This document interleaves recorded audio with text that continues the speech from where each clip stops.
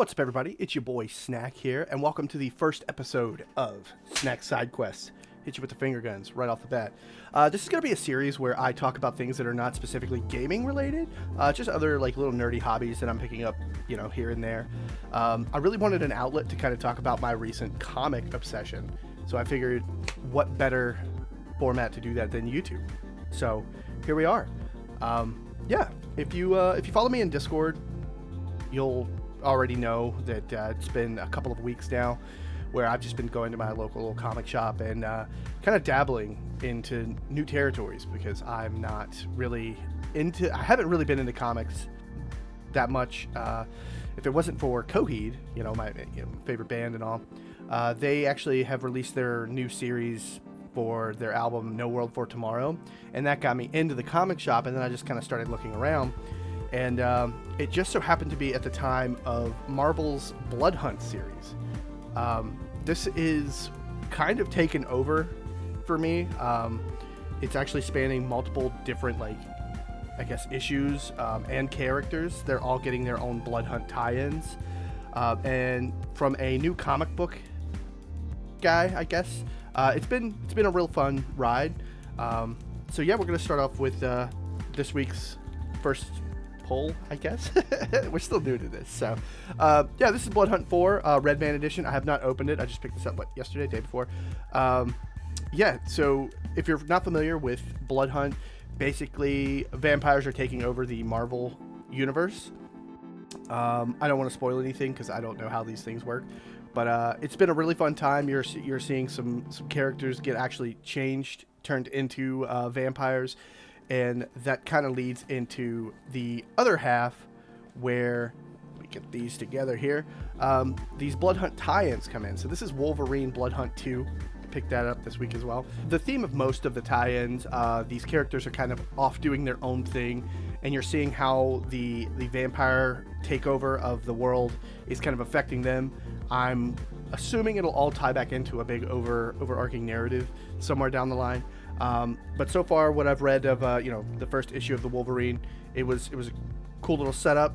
It's a good time. I don't really want to talk spoilers because I don't know how people deal with comic books like this, so we're just gonna keep it at basically pulls and a little brief description, and then we're just gonna move on. But yeah, Wolverine already a bloody character. You put vampires in there. It seems it's a fun time. It's a fun time. This just had Blood Hunt on it, so I know it's a tie-in. I also seen that on the third issue of this there was Doctor Doom, and I love Doctor Doom because one of my favorite rappers, MF Doom, kind of inspired me to pursue his kind of comic narrative a little bit. I actually just picked up the one shot for Doctor Doom that had a nod to MF Doom, good lord, all the Dooms, in it a couple weeks back, which is really cool.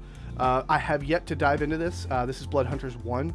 They did not have the first issue of this when I went the first time. So I had to wait for them to kind of get like a restock or something on them.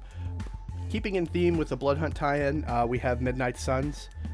This is following former Ghost Rider and the current Ghost Rider, as once again they deal with the vampire outbreak that is kind of happening throughout the universe there. I think that is all we have for the Blood Hunt this week. So let's just go into my other obsession, which you can't see, but I am wearing a Godzilla t-shirt for this little moment here. So they reprinted the Godzilla 1977 Marvel run. I haven't been into comics that long, so anything Godzilla I've been just kind of picking up. And when I learned that this is a reprint from 77, I thought it would just be a cool thing to collect. So we scooped Godzilla King of the Monsters issue 1 from Marvel. That's pretty cool.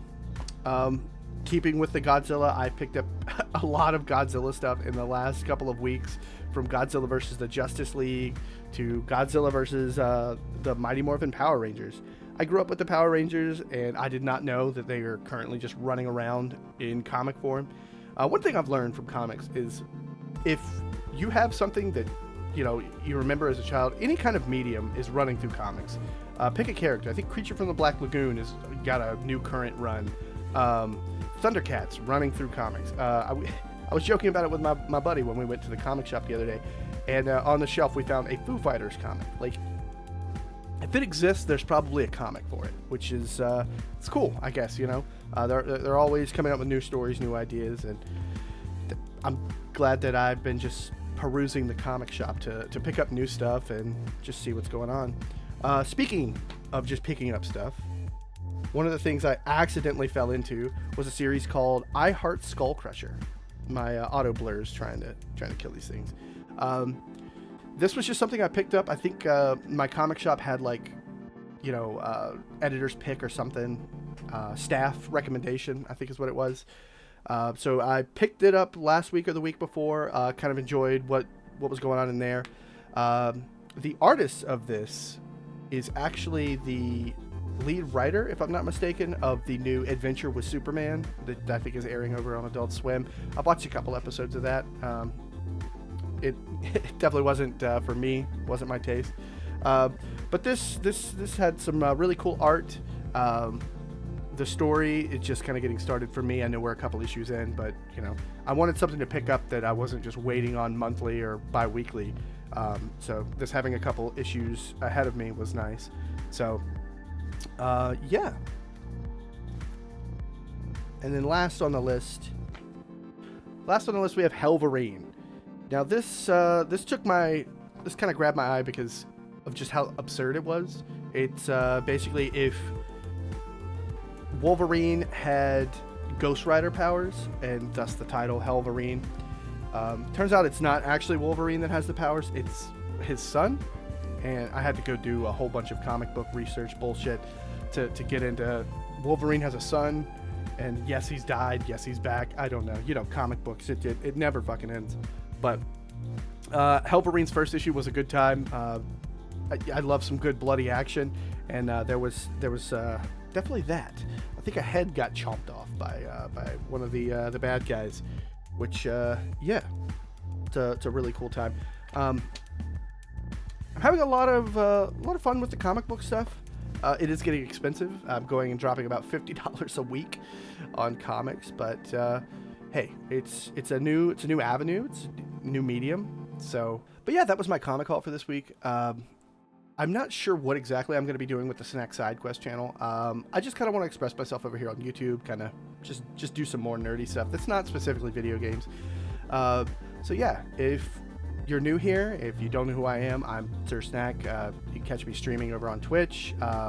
Yeah, if you want to follow the adventures of the Snack Man, hey, hit the like, hit the subscribe, all that good jazz. Come to the Discord. That's really where you can find me 90% of the time. I'm always active over there. Yeah, and I'm excited to see what more I can bring to the Snack Side Quest channel. I don't want it to be just specifically comics. I thought about also doing my my Pokemon card obsession over here.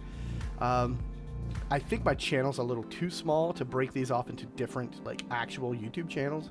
So I do want to kind of start pulling in subscribers, hopefully, over here. So we're gonna keep them all tucked into the Snack Man channel for now.